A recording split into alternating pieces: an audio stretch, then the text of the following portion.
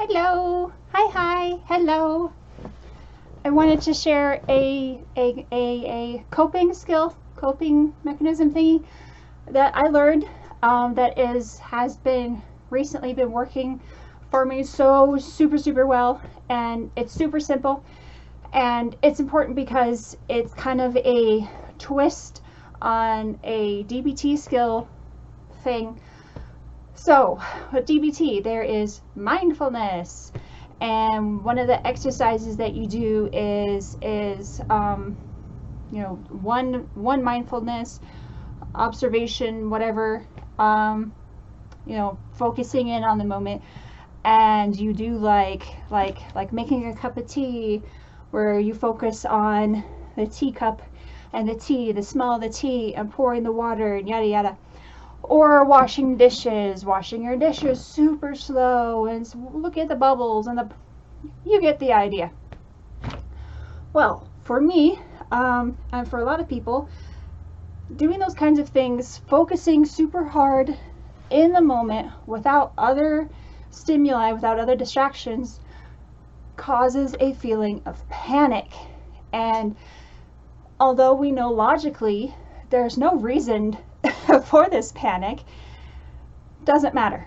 For those of us who have survived trauma, our natural defense mechanism is to detach, dissociate, to remove ourselves physically or mentally from the environment. That's how we cope. That's how we survive. That's probably how we actually survived the trauma, was we couldn't escape it, and so our mind checked out for us. We just,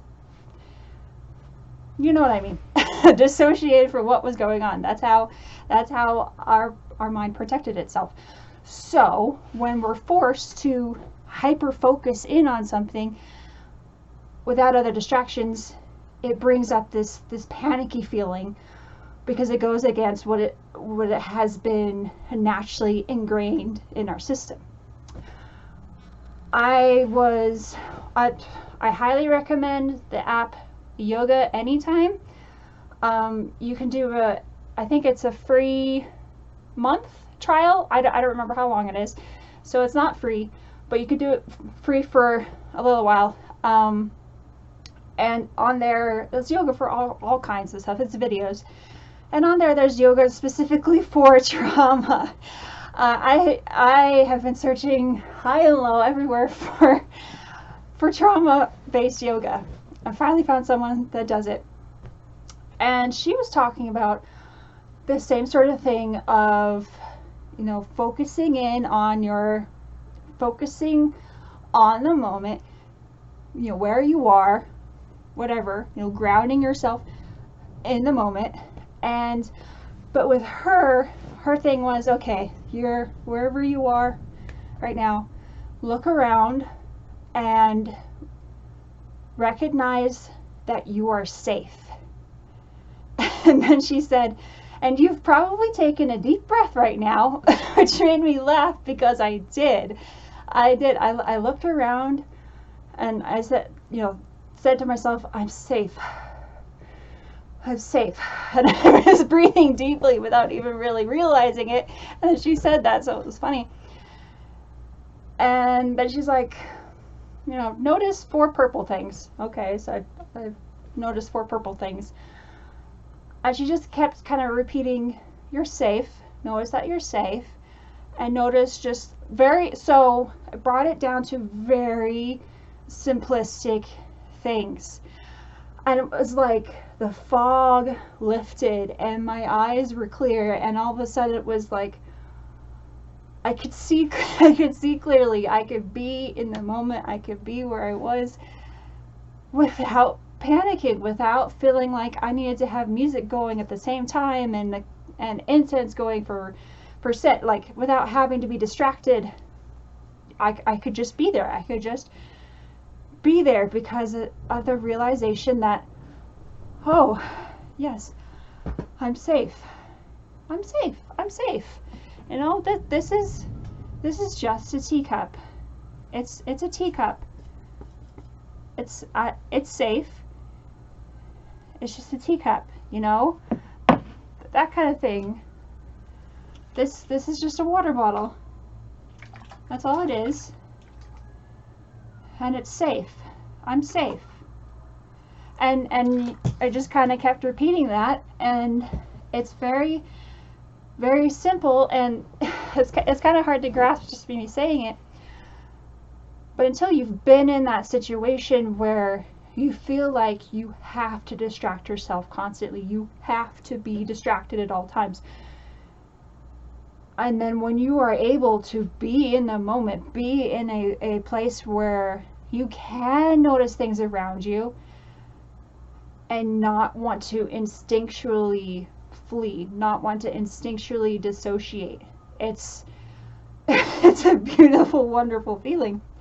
And I think the main thing, two things of it was repeating, you know, I'm safe. It's amazing what those two words, I mean, technically three since the conjunction, but I'm safe. I am safe. I'm safe. Breathing in it, you don't even have to think about it. You just deep breathe, realizing I'm safe. I'm safe. This room is safe. I'm safe. And you know, there's thunder going on right now, and thunder kind of bothers me because of a traumatic experience that I had when I was little about storms. But realizing it's just, yeah, there's thunder, but I'm safe. In this chair right here, I am safe. So repeating that of I'm safe, I'm safe, I'm safe. And then usually with mindfulness of DBT, you know, you do five things you can see, 4 things you can hear, or touch, 3 things you can hear, 2 things you can smell, and 1 thing you can taste. I think this is the number, but anyways, the 5 senses thing. But with that, usually you're supposed to, let's see, you're supposed to describe in extreme detail, as much detail as you can, the objects. So like I just picked up this mug, and if I was doing the 5, 4, 3, 2, 1 thing, like, okay, so it's a tea mug, it's ceramic, there's 2 bears on it, there's honey, there's this like already just in me, I feel tightness in my chest. I do, I'm not lying, there's a tightness there. And it's because my hand's fucking shaking. There's a huge difference between like focusing on every single little detail and then just noticing, oh, it's a teacup. That's all it is. It's a teacup. It's safe. It's a teacup. There's a difference, because when you, at least for me, when I try to focus in on the little details, it's too much pressure. It's like, okay, what detail am I noticing? What details am I missing? And then as I'm like talking or thinking these details, this other part of me is like listening, you know, for other sounds, for other things. It's like, you know, like a deer taking a drink in a river or whatever. They're drinking, you know, they're enjoying their drink, but their other senses are engaged in case the mountain lion is going to come attack them. No, I don't feel like a mountain lion is going to attack me. No, I know a robber is not going to come in here and get me, but just instinctually in my body, in my brain, it's been ingrained in me since I was a little kid that I have to be aware of my surroundings. If I'm in an uncomfortable moment, which focusing on the every little details is uncomfortable for me, that means I need to check out. That means I need to be pulled away. You would think, logically, you would think how it's supposed to work is that focusing on the little tiny details, oh, this is blue around here and then there's purple, that would be a distraction. But for me, it is not. Instead, it brings up that panic feeling because I'm saying to my brain that you have to focus all of your attention when that's uncomfortable. That is not my natural state. Whereas if I'm just casually, it's a teacup, it's safe, I don't feel like I'm being forced to focus in on this and nothing else. Does that make sense? Does that make sense? I hope it makes sense.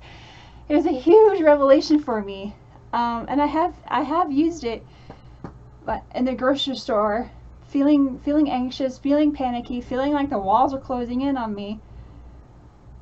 Okay, look around.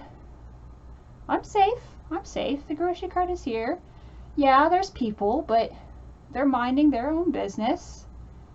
You know, there's groceries in the cart. That's all they are. There's groceries. You know, just casual observance. So I don't feel like I'm being forced into you know, something I don't want to do, being forced, so I feel like I don't have freedom of movement, freedom of thought. Logically speaking, I know all of this is crazy. None of it makes sense. That the fucking hell, it's just a goddamn teacup. Yeah, it's just the grocery store. Duh. But to my brain, to my mental situation, to my system, it has been ingrained in me since I was a little kid that I have to be aware of my surroundings at all time, and I have to just put up with whatever is going on, that I cannot escape it, and so I have to survive it by dissociating, of checking out, because that's the only way I can get control. That's the only way I can feel like I'm in control, is to leave mentally. Hi. Hello. It's the next day. I'm editing and watching the video, and I realized that I think I need to clarify something that it probably doesn't make sense. That how can I be in needing to focus on my surroundings, being able to focus on everything, being that deer that is drinking the water but is also listening and stuff, but also feeling the need to dissociate, to mentally leave the situation. I could see how that would kind of be contradictory and confusing. So let me try to explain myself a little bit. Okay, so when I'm concentrating on the teacup, when I'm concentrating on every tiny little detail, you know, there's two bears and there's honey and there's a blue border and there's a purple border. When I'm being forced to concentrate on the little details, when I know that the assignment, the purpose, my duty, the point is for me to hyper focus on the details, then there is a feeling of panic that comes up, because I feel like, what details am I missing? Am I doing this right? I have to put my attention toward this goddamn teacup. I swear, even just talking like that, my chest gets tight and I feel panic. And it's that force, it's that forced feeling, it's that feeling of forced attention and being forced to not having the room to recognize anything else. That is kind of the point of the DBT skill, is to distract you from everything else. That is the point of it. But for me, it's uncomfortable for me. That's what makes it comfortable is the force of it. I don't have the freedom, I don't have the choice to let any other senses activate. So when I was having to put up with the things that went on between me and the not nice people, I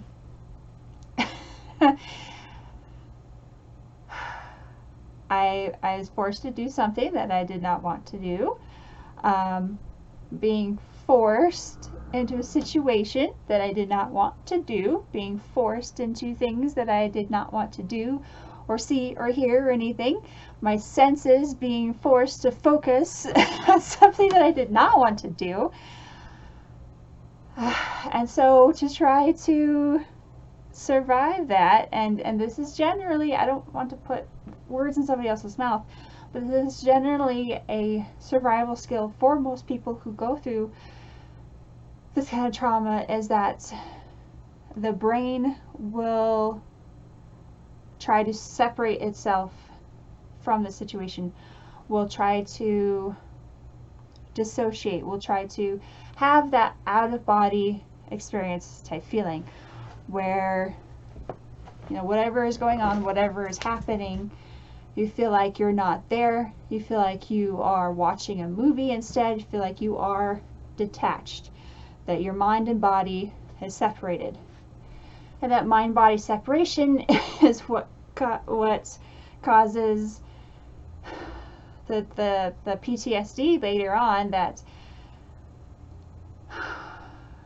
we haven't been able to process the trauma, haven't been able to get rid of that adrenaline. It's because it's been shoved away, it's been pushed away. It's our survival was to just ignore it because we had to put up with it. So the only thing we could do is to shut up, put up, and try to ignore it. Try to put a safety net around ourselves to ignore it, to try to pretend that it wasn't happening. So when I'm forced to focus in on the teacup, being forced to see all the little details, to focus in, to zero in, put, you know, a teacup under a magnifying glass, it brings up that same feeling of loss of control, of loss of body autonomy, of not having that feeling of safety, feeling of control, feeling of I can do what I want with my senses, with my body, with my brain. Instead, I have to look at this damn teacup or whatever senses, or you know, if I have to do like the four things I hear, you know, I have to focus on hearing. That means that I can't see. I'm not supposed to see. I'm not supposed to notice things I'm looking at, and that feels panicky because it's forced. It's forced. Feeling of safety is so important. It goes against logic. Obviously, all this goes against basic logic. That's trauma. That's trauma. That's just our body, our mind does those things automatically for us to survive. That's just what happens. It doesn't matter. Logic goes out the window. It does not fucking matter. So focusing, having freedom of the senses. I keep doing this because that's what it feels like. My body is here, but my mind, I detach, I go elsewhere. So having the freedom to do what I want with my senses and be free and open is the same sort of feeling of dissociating from an uncomfortable experience, of having that feeling of safety, of freedom, of movement, whether physically or emotionally or mentally, that open feeling. That's why I described how it was like a fog lifted. I could see clearly because it was a freeing feeling of, okay, I can actually be grounded in the moment. I can actually just be here and not have music playing all the time. I can just be here. It's okay. I can just casually observe around me and not be afraid. I not have to activate that part of me that wants to protect myself, not activate those protectors that want to draw away from the situation. I really hope that makes sense. If you haven't been in that trauma type situation, if you haven't been in that dissociation type situation, it can be really, really hard to grasp, hard to understand. But that's why I'm here, trying to bring awareness to that and understanding to that. That's it. That's it for this video. I've discovered this, and it just was a revelation to me, and I hope it helps. I hope it helps you. I hope it makes sense. You know, feel free to ask me any questions. All right. I guess that's it. See you in the next one. Love you. Bye. Mwah.